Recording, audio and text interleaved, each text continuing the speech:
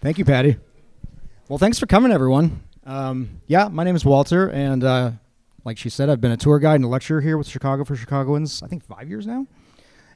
So I'm very excited to talk about this topic because normally I am, since I'm an engineer by trade, I'm usually talking about more technical things like trains and ships and planes and stuff like that. So this is a little bit of a change of pace for me. But it is a topic that is kind of near and dear to my heart because I have played in bands since I was in high school. In fact, the very first band I joined when I was in high school was a blues band. And being from the lily white suburbs of Cleveland, Ohio, what the hell do we know about it? So we were doing our level best to sort of pay homage to this music that we were huge fans of and just sort of recently discovering.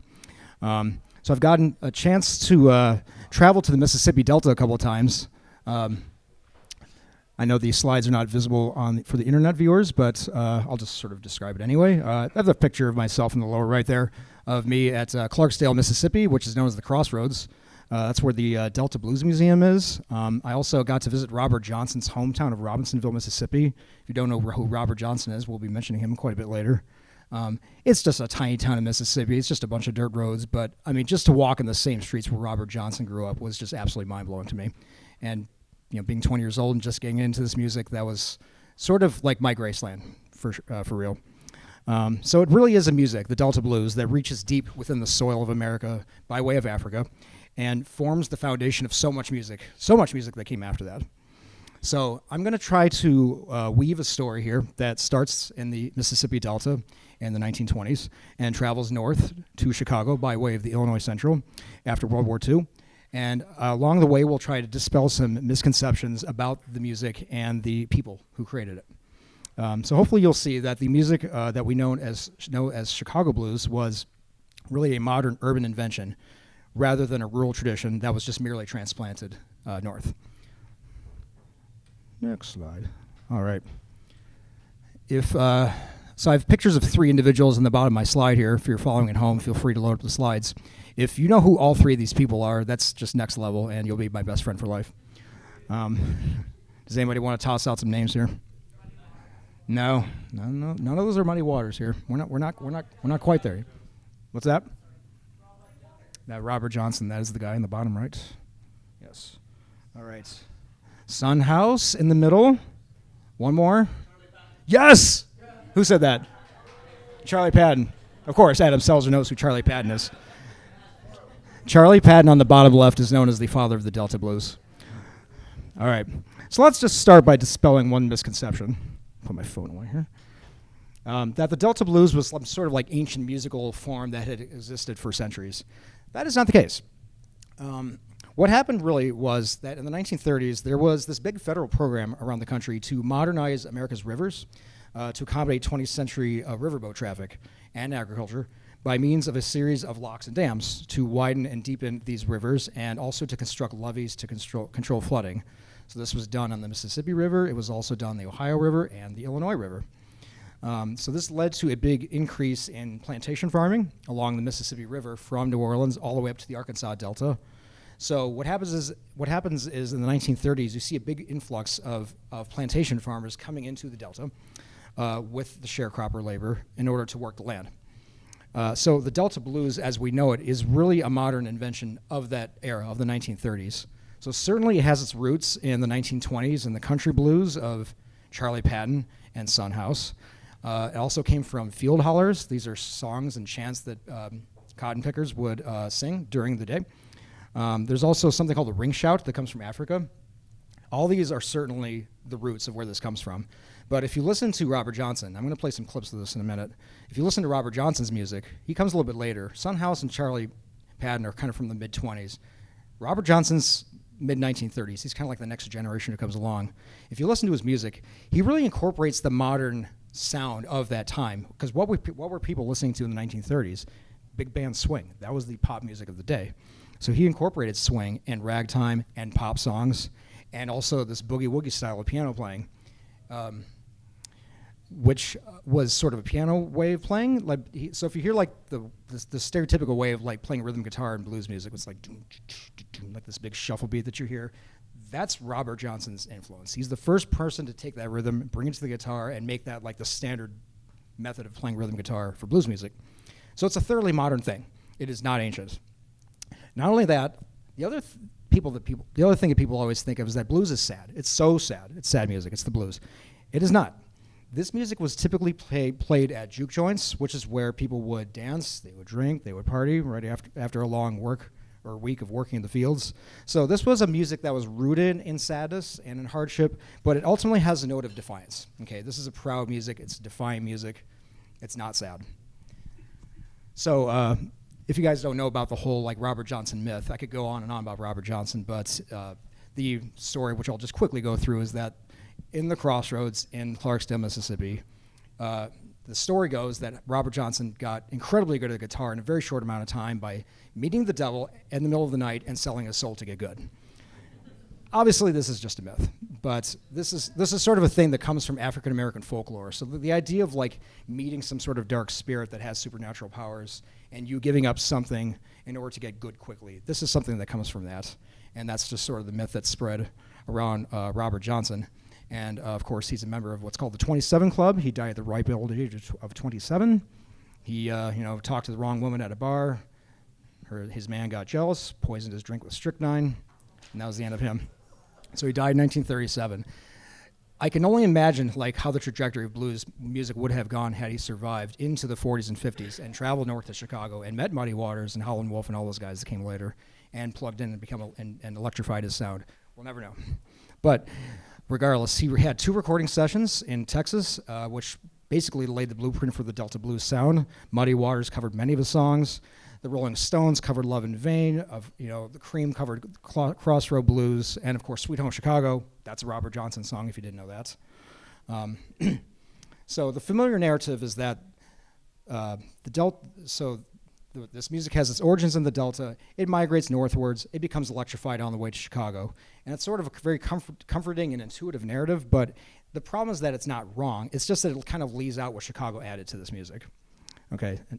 So with that, I'm going to play a couple quick audio clips so we can kind of get a baseline of what this music sounds like. Because then we'll play some music that comes a little bit later so we can kind of see how this music modernized. So I'm going to play you just about a minute of a few songs here. This is called "Down the Dirt Road Blues" by Charlie Patton from 1929.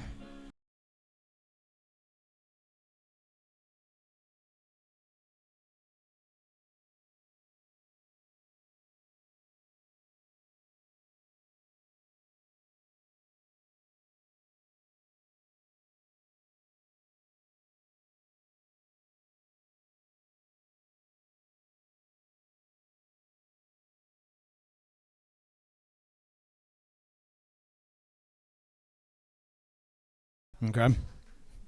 Pretty cool. I'm going to play a quick Son House song as well. And the reason I chose this one, it's called "Death Letter Blues," is because the White Stripes covered it. So like lots of bands are like, oh yeah, I'm so inspired by the blues. Like, we're covering Muddy Waters and Howlin' Wolf. Jack White went all the way back to the 20s with this one, guys, Son House. And it's like, if you don't know who Son House was before, now you do.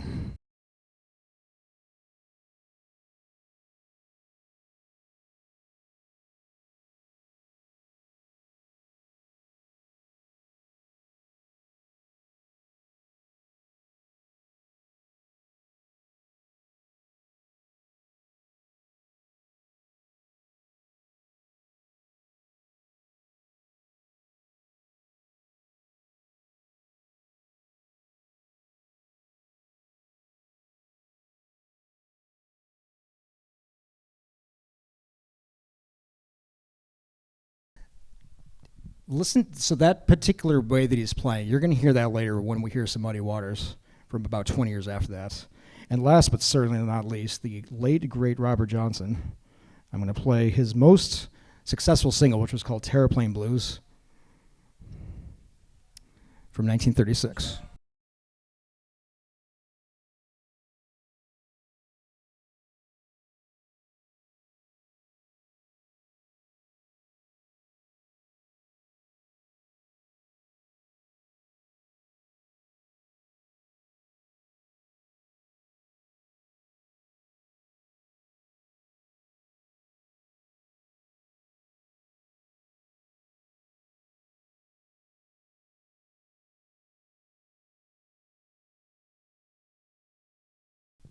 Now, that may not sound like much to you, but if you have ever attempted to play guitar, what he was doing there is just absolutely fucking phenomenal. He's playing rhythm and lead and slide guitar all at the same time.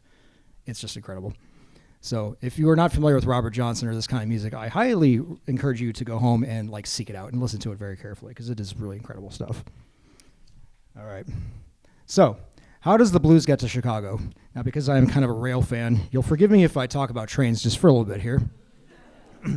Because look at that cool train in the top left. That is a diesel electric of the Illinois Central. Yes. So the Great Migration.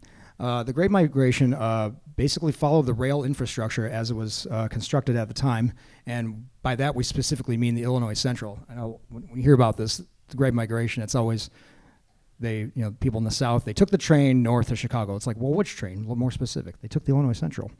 It was built by Stephen Douglas. You might know him from the Lincoln-Douglas debates, Abraham Lincoln's opponent in the 1858 Senate election.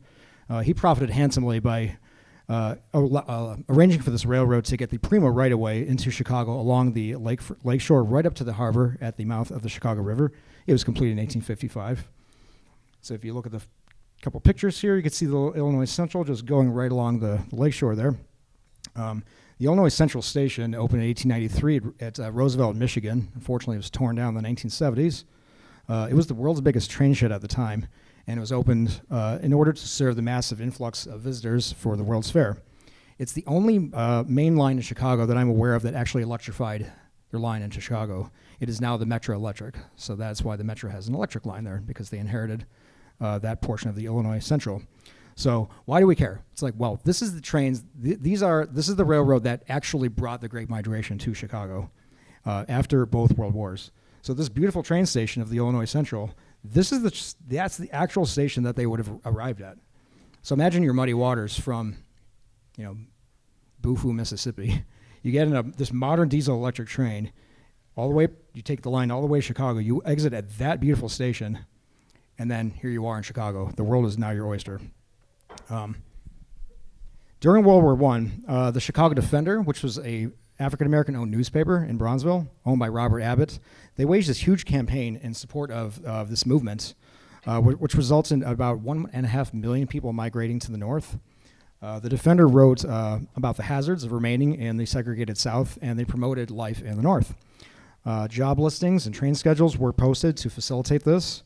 And the Defender even went so far as to declare that May 15th, 1917 is the date of the Great Northern Drive. And at least 100,000 African Americans came to Chicago between 1916 and 1918, which nearly tripled the city's black population. So another little misconception that surrounds the Great Migration is that the migrants to the north were pursuing wages and stability in modernity. They were not just escaping oppression. They were not forced into moving. This was a conscious choice.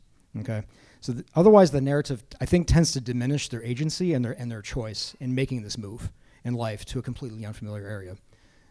They're coming from the South. They're coming to the North. It's a completely different culture. This is something they chose to do. So now we're in Chicago. I have a big map here. It's a little hard to see, but this is just basically kind of the musical ecosystem that would have existed in Chicago in the 40s and 50s after the Second World War. So, as you can see, there's a north side scene, there's a west side scene, and of course around Bronzeville, which is where most of the African Americans ended up settling, there's a huge scene there. I just put a few arrows on a few key locations. On the north side, we have, let's do that, there we go. On the north side, we have Delmark Records. They still exist. They are very close to Burning Bush Brewery by Irving Park in Rockwell, and they actually do a whole series of concerts up there every summer. I highly suggest you guys check that out. On the west side, there's Howland Wolf's house. That's pretty cool. Maxwell Street, we'll talk about that a little bit. That was right here on the near west side. Fortunately, they got torn down for the UIC campus, unfortunately. And on the south side, there's Muddy Waters' house. Now, Muddy Waters' house just got landmarked, so it's not going anywhere, thank God. It's on the verge of being torn down, which would have just been an absolute travesty. We have Teresa's, a legendary club on the south side. I won't go through all these, but as you can see, there's just a very large concentration of record stores, record labels, recording studios, and of course, most importantly, clubs for these people to play at. So Chicago had quite a dense network of these venues for this music to flourish. And because there was so much proximity here, it really accelerated the innovation of this music. Very rapidly, when these musicians came from the south of Chicago, this music rapidly developed. So let's talk about what exactly specifically that meant. So Muddy Waters got on the train and he discovered electricity, right? And that's what created the Chicago blues. Well, that kind of oversimplifies it. So let's just talk about electricity and the electric guitar for a little bit. So the first commercially successful and widely available electric guitar was known as the Gibson ES-150, introduced in 1936. So before 1936, there really is no such thing as an electric guitar. You're playing acoustic guitars like you saw back here. These guys, Sunhouse, Robert Johnson and Charlie Patton, as you can see, they're all playing acoustic guitars. They're not plugged into anything. Now, Sunhouse is playing a resonator guitar. You see there's a little metal device on top of his acoustic guitars, kind of like an early attempt at amplifying the instrument. But now in 1936, now we can electrify. So the guitar gets plugged in, we have amplifiers, and now the guitar can compete. Now again, 1930s, the dominant style of music was big band. And what are the dominant instruments in big band bands? The trumpet, trombone, the saxophone, the clarinet, very loud instruments. There were guitars in jazz, but they were basically acoustic instruments just to keep rhythm. They weren't ever considered a lead instrument until the electric guitar came along, and now they can compete with these instruments. So the Delta blues musicians would play in more intimate settings, like I said, like juke joints, like little small bars, usually by themselves or maybe with perhaps one other player. There was no such thing as a band like we think of today.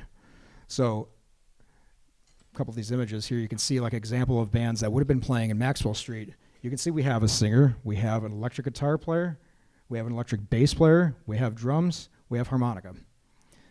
That's basically the foundation for every rock band that's ever come since. And that was really established in Chicago with this establishment of the electric guitar, the electric bass, and drums.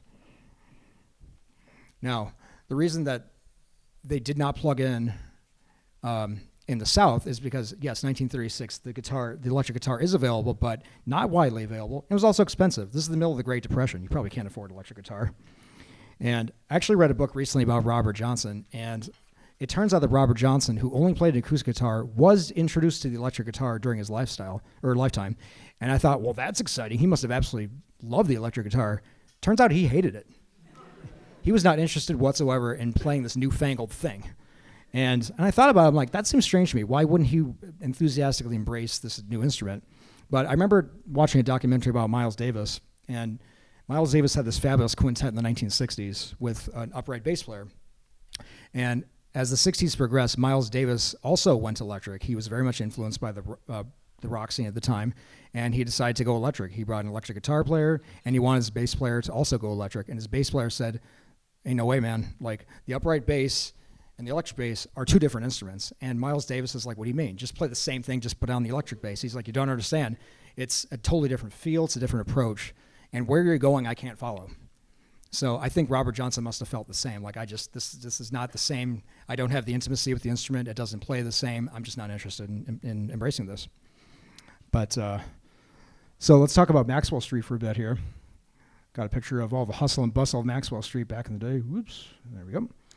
So Maxwell Street was known as the Ellis Island of the Midwest.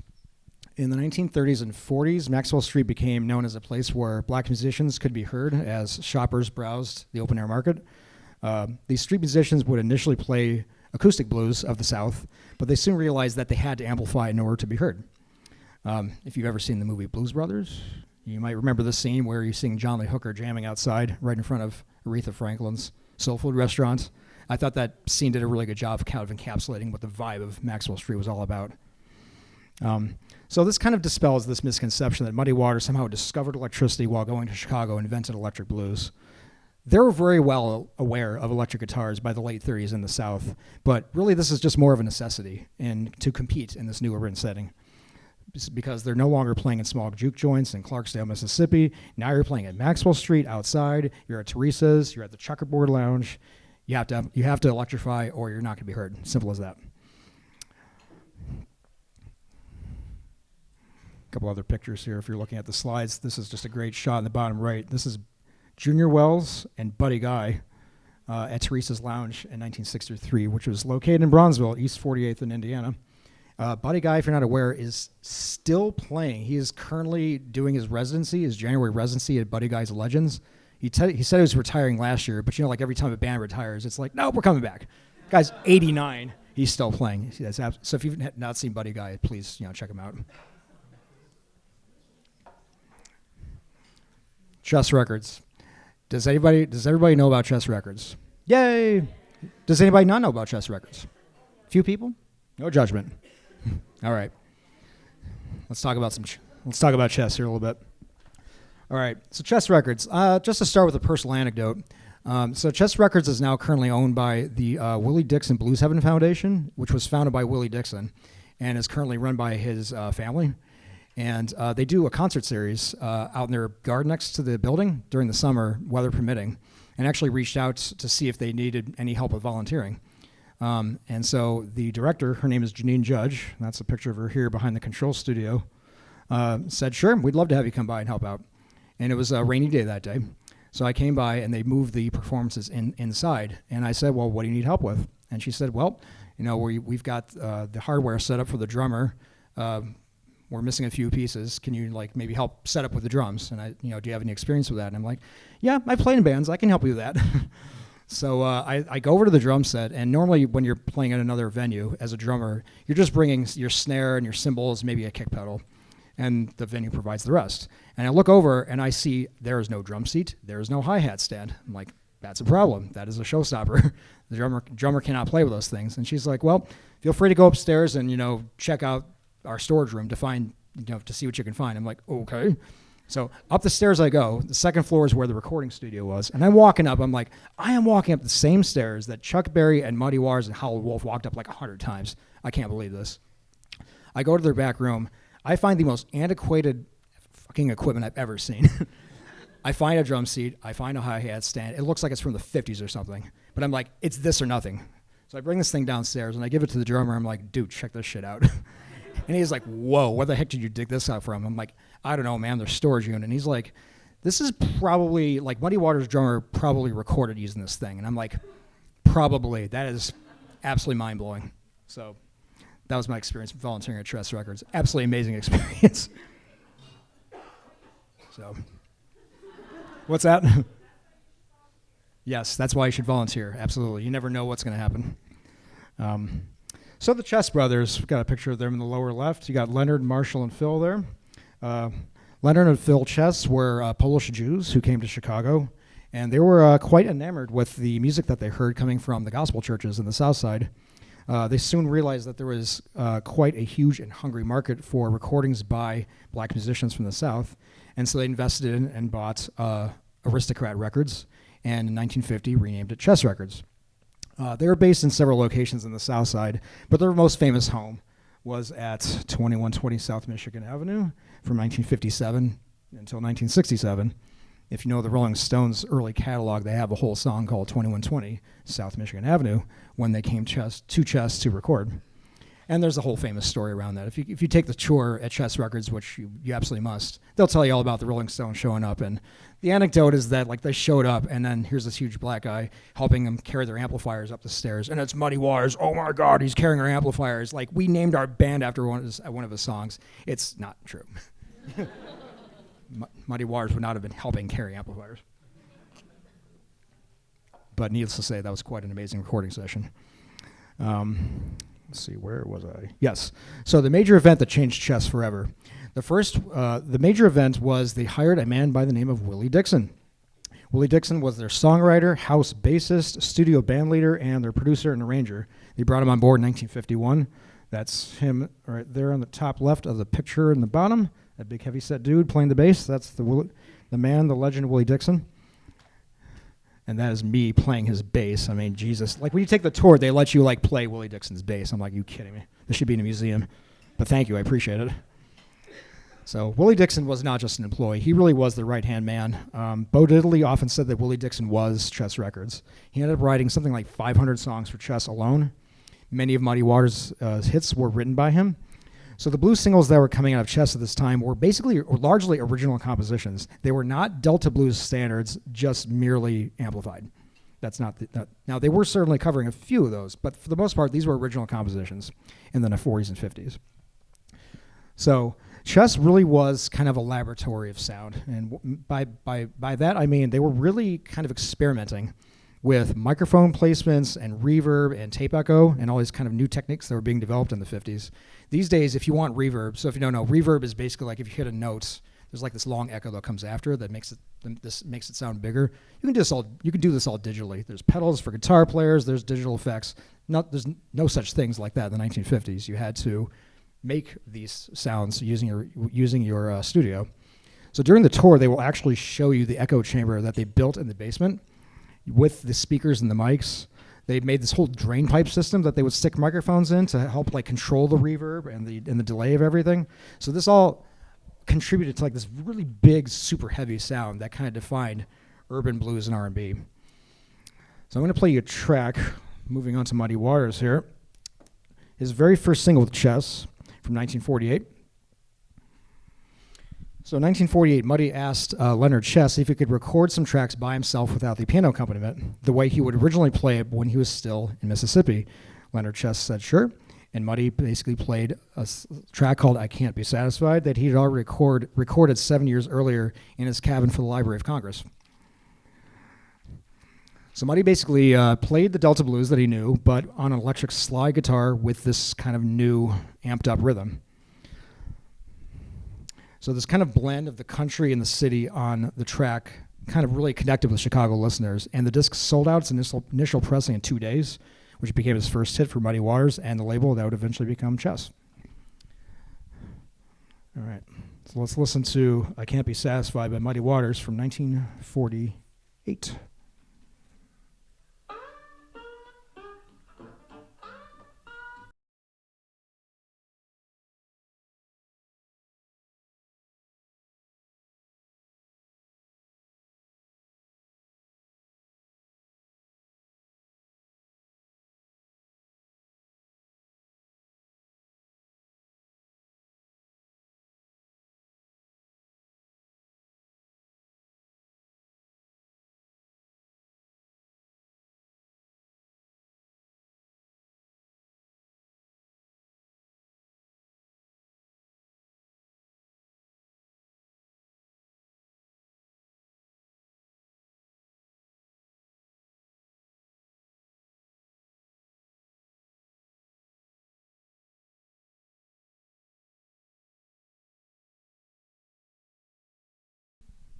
That's pretty cool.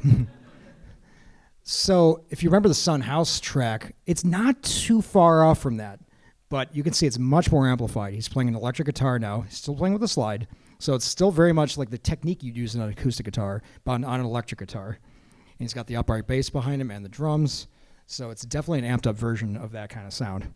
Now, let's jump ahead to 1956. You might know the song Got My Mojo Workin'. Definitely a standard now, but back in 1956, this is a brand new track from Muddy Waters. So now we're 8 years later. Let's hear how the sound has changed in 8 short years. So we got My Mojo Workin' by Muddy Waters from 1956.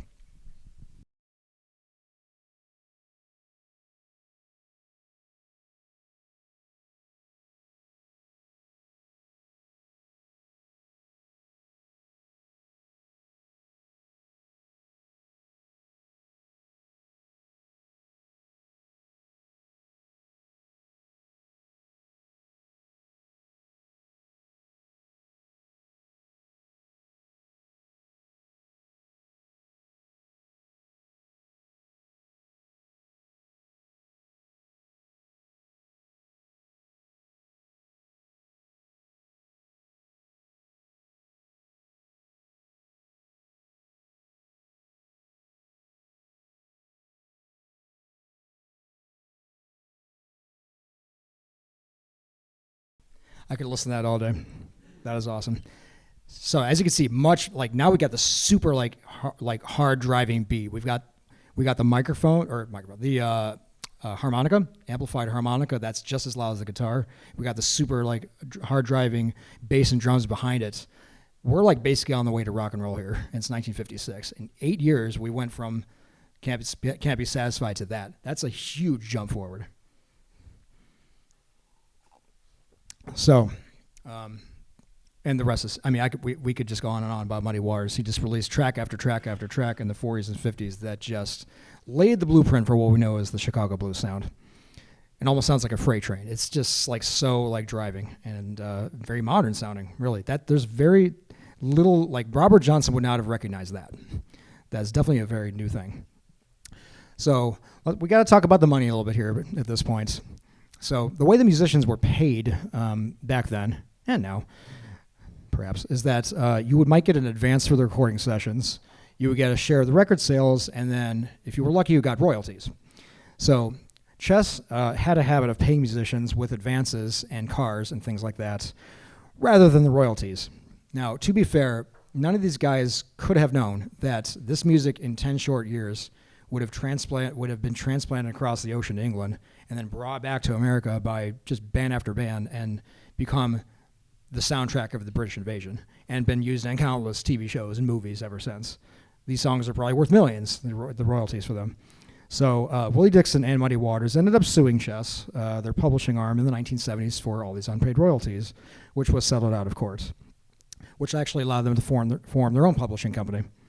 So this was kind of like part of a broader issue of exploitation that did occur where artists did receive very little money from their recordings. These guys were recording, they had no idea that these would become blues standards. They were just trying to make their rent probably, So this led to numerous disputes over songwriting and royalties over the years.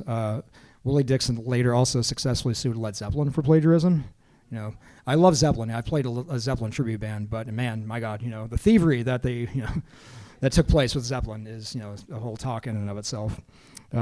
So Led Zeppelin, was obviously quite guilty of taking music and not giving credit where credit is due. So like their song Whole Lotta Love from Zeppelin 2 was basically You Need Love by Willie Dixon. Willie Dixon sued them. He got some money for that. So one view that you can take about the Chess brothers is that they only exploited black musicians for profit and as such are not heroes. That's a valid point of view. That is rooted in fact. Another view is that they gave a voice to these musicians when nobody else would in segregated Chicago and provide the means for their music to live on forever, and so they should be celebrated. That's also true. In history, nobody is ever all good or all bad. So we're just trying to put the facts out there about what happened and try to present the narrative as broadly and as accurately as possible, and then you guys can decide for yourself, are these guys good or bad? I'm not going to tell you how to think. Everyone should think for themselves. So moving on, just paving the way. So another misconception is that Chicago blues, all these tracks were recorded in the 40s and 50s, and then everything just stopped at that point. So it's kind of like this relic from the era. Not so. So if we go back in time a little bit, on the bottom right here, I got some pictures of some other very famous recording studios, which is just kind of mind-blowing to me because they just look like storefronts. They're just like shacks. But here's Sun Records in Memphis. Here's Stax in Memphis, Muscle Shoals in Alabama, and, of course, Hitsville, USA, Motown in Detroit. So before launching Sun Records in Memphis, if you've never heard of Sun, that is the home of Elvis Presley, Johnny Cash, Jerry Lee Lewis, and many, many others. Sam Phillips actually was the first guy to record Howlin' Wolf in Memphis in 1951, recognizing his talent. Sam Phillips actually ended up leasing these recordings to Chess in Chicago, who then released them as hits, and who then introduced Howlin' Wolf to the wider audience. Howlin' Wolf actually ended up going to Chess Records, which Sam Phillips later called the biggest regret of his career, understandably. So the Rolling Stones over there on the top left would insist on playing with Howlin' Wolf on their television appearance on Shindig in 1965. Howlin' Wolf has just been covered by everybody, like Cream recorded Spoonful, The Doors covered Backdoor Man, and many, many others. But in 1965, he was basically unknown to white America. So Howlin' Wolf's appearance on Shindig at the insistence of the Stones was called nothing less than one of the greatest cultural moments of the 20th century. It really was a big watershed moment in the sort of larger context of the civil rights movement to have an actual African-American musician playing his music alongside the Rolling Stones. And if you look at the picture on the top left, that is actually the Rolling Stones sitting down on the ground behind him, saying like, the microphone is yours, man. Like you're our hero. You are why we're here. So, where bands like Zeppelin would maybe engage in some unprincipled thievery, I feel like the Rolling Stones should be given credit because they absolutely gave credit where credit was due. You guys want to see the video a little bit? Yeah, let's do. Let's play the video. Why not? All right, so this is a clip of Howlin' Wolf playing with the Rolling Stones sitting behind him on Shindig in 1965. And there's not going to be any audio. What am I thinking? Well, we'll just watch it anyway. That's fine.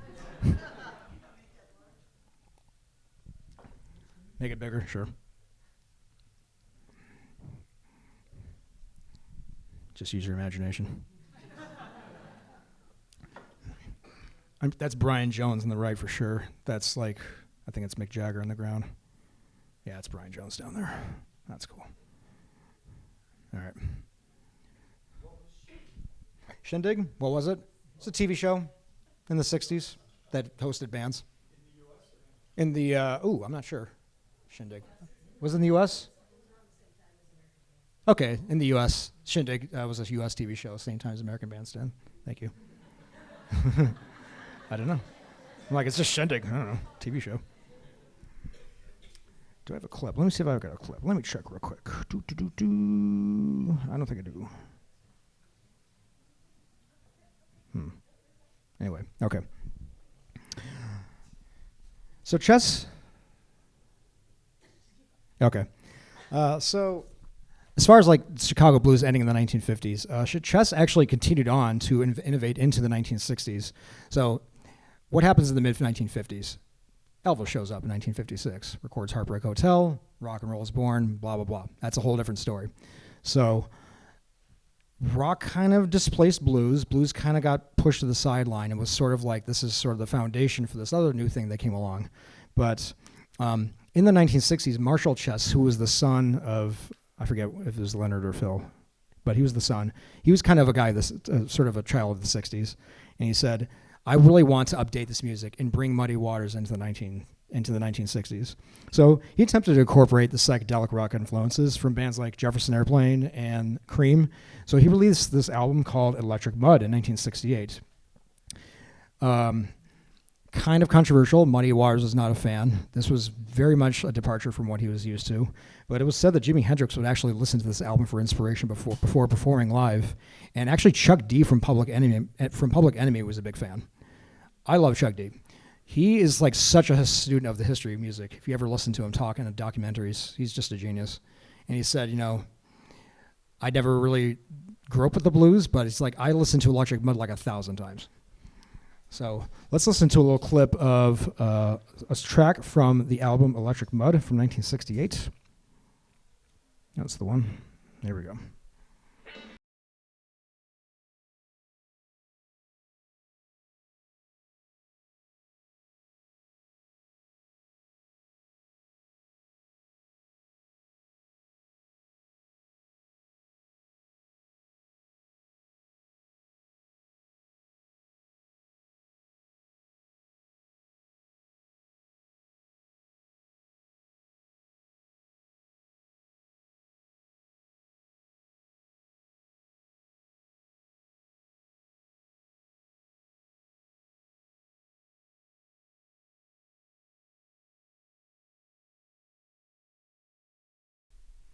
That's quite a departure.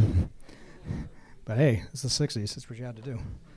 1968. So Chess would actually sell their record label the year later and kind of faded into history at that point.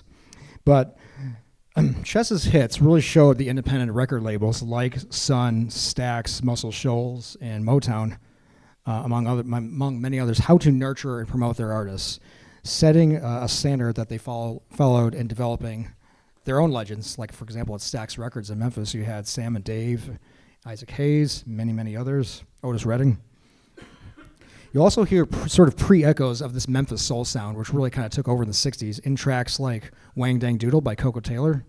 I'm going to play a little sample of her song as well. Unless you think the blues is only a man's game, that is not the case.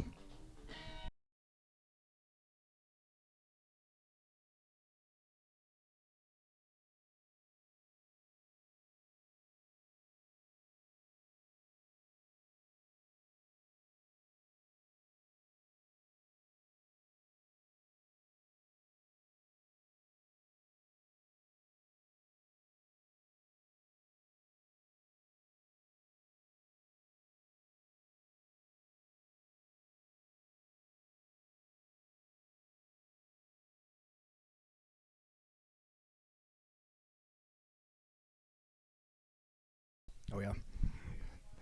That could have totally been a track from a Stax record release. That could have been like Otis Redding or anybody else. Good stuff.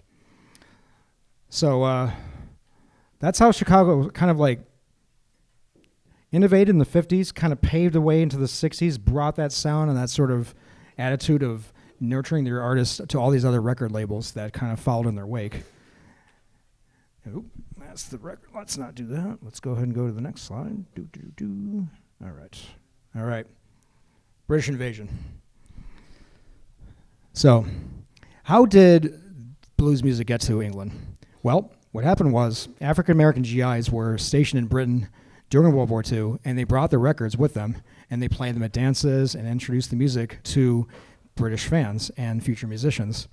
So among the first to play in the UK with a blues repertoire was a man named Alexis Corner. He had a band called Blues Incorporated. So their sets brought Chicago-style like harmonica and electric guitar-driven blues to the clubs in London.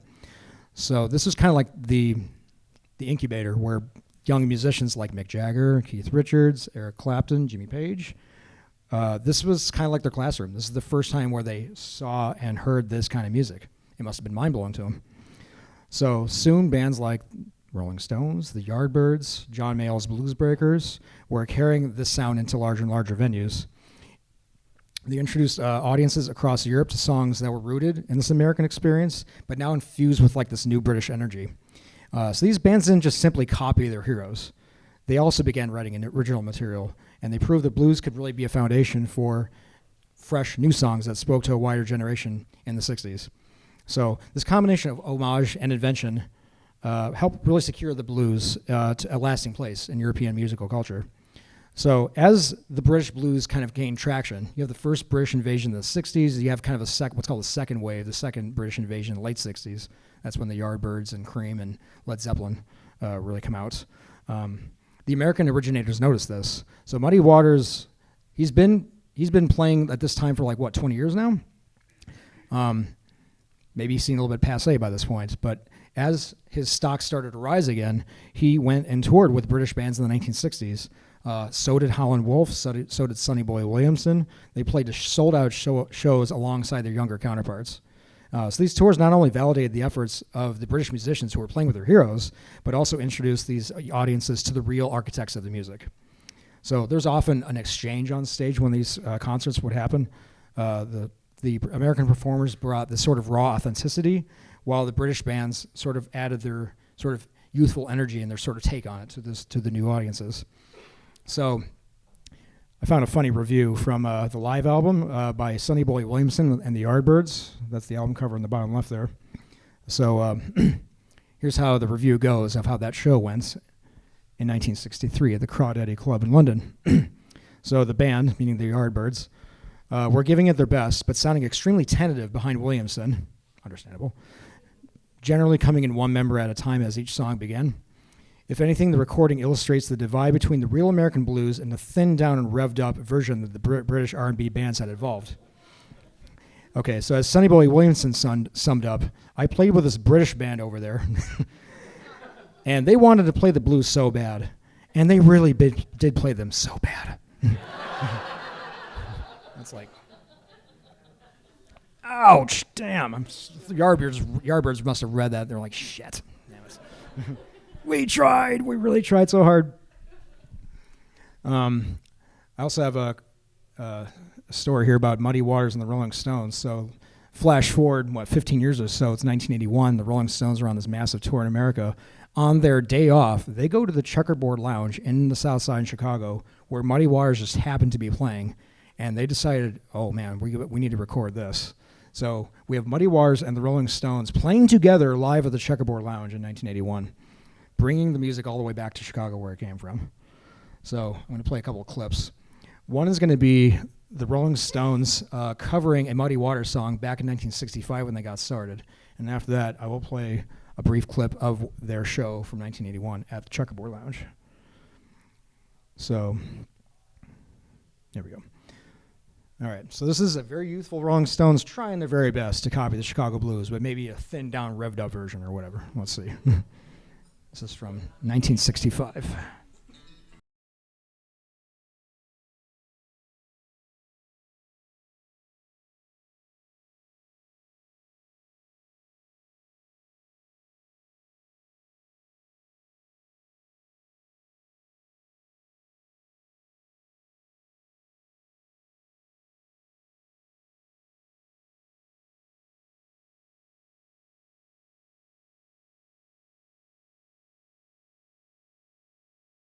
That sounds pretty close to the original, actually. That's not too bad.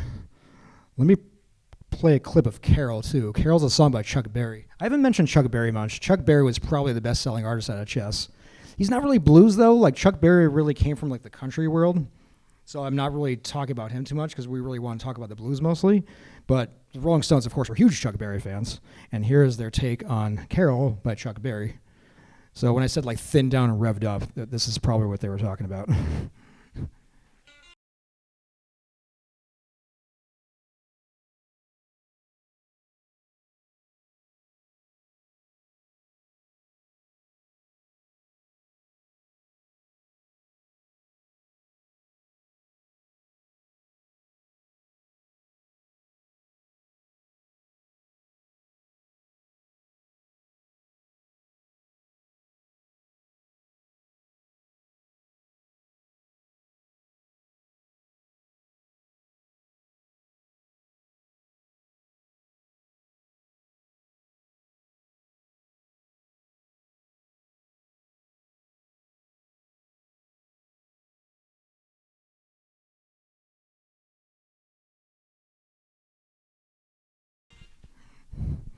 Yeah, you can see they were very much inspired by this music. That first album was just nothing but like Muddy Waters and Chuck Berry covers from 1965. Flashing forward to 1981, now they get to actually play with their hero in Chicago. I think this is the one.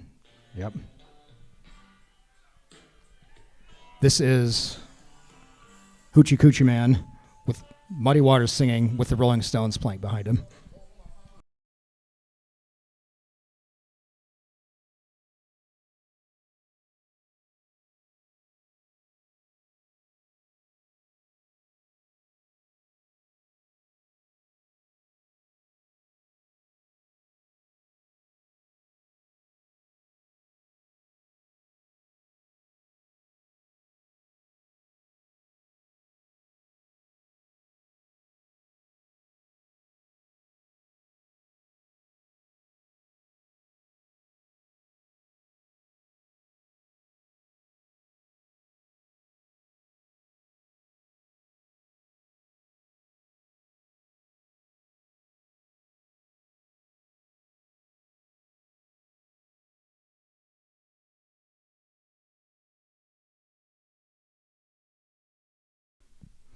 You might notice this poster I've had behind me this whole time. I got this at the Chicago Blues Festival a few years ago. And I don't know if this was an actual show, but every time you go to a museum and you see like old band posters, like referencing this concert here in 1981, you got Muddy Waters with Junior Wells and Buddy Guy, and at the bottom it says, oh, by the way, some band from England called the Rolling Stones. Whatever. Admission, $2. Okay, I know there's inflation and everything, but God damn it. I would give you all my money to see that. I would have given all my money to see Muddy Waters and the Rolling Stones in 1981. Let's put this back there. All right, let's just wrap this up here. So, in closing, just some of these misconceptions that we've covered here. So, the idea that the Chicago blues was just imported from Mississippi. So, really, these early blues players who came north brought kind of their musical frameworks and their storytelling traditions, but really the sound that emerged in Chicago was a thoroughly modern invention. I think I showed you that pretty clearly.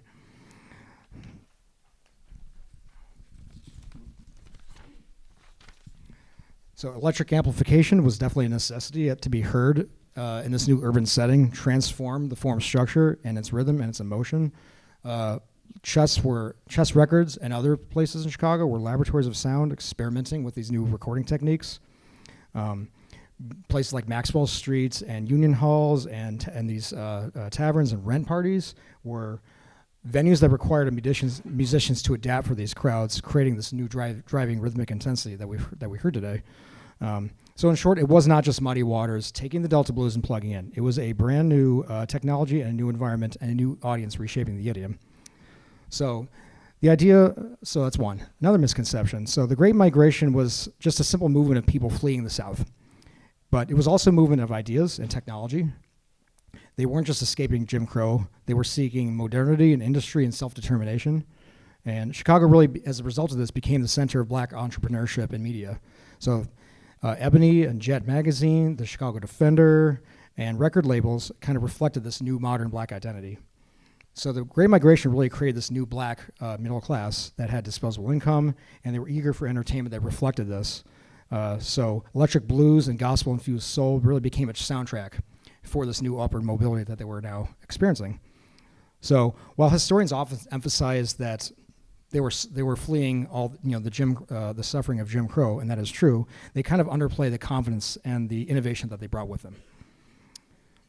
And then the big misconception, the third one, is that Chicago blues is some sort of like authentic version of the blues that's like fixed in time in the 1950s.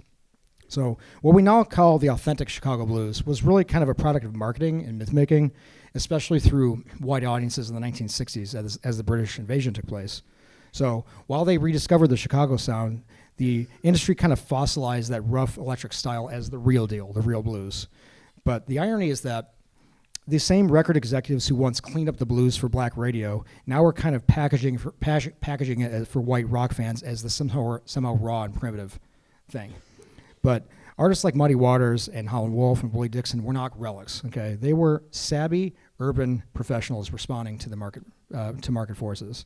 Okay, so Chicago really was the engine of innovation that gave blues its global form, and it gave rise to just so much music that came after that. So that's all I have, and I hope you enjoyed it.